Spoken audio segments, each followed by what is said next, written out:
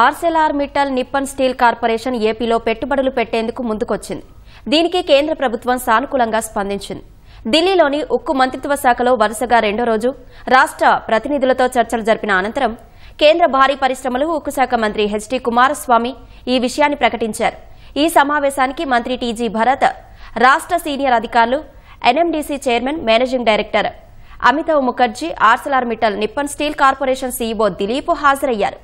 మూలధన పెట్టుబడుల స్థాయి, ఉద్యోగాల కల్పన, ఉక్కు ఉత్పత్తి సామర్థ్యంతో సహా పలు కీలక అంశాలను ఈ సమావేశంలో చర్చించారు. కొత్త స్టీల్ ప్లాంట్ విషయమై గతంలో ముఖ్యమంత్రి చంద్రబాబుతో పలుమార్లు చర్చలు జరిపినట్లు కుమారస్వామి ప్రస్తావించారు. Arcelor Mittal Nippon Steel corporation Anakapalli జిల్లాలో 17.8 మిలియన్ టన్నుల వార్షిక ఉత్పత్తి సామర్థ్యంతో సమీకృత ఉక్కు కర్మాగారాన్ని నిర్మించాలని ప్రతిపాదించింది. దేశీయ ఉక్కు ఉత్పత్తిలో స్వావలంబన సాధించడానికి, దిగుమతి చేసుకున్న ఉక్కుపై ఆధారపడ్డాన్ని తగ్గించడానికి కొత్త పెట్టుబడులు ప్రోత్సహించడం కీలకం కానుంది.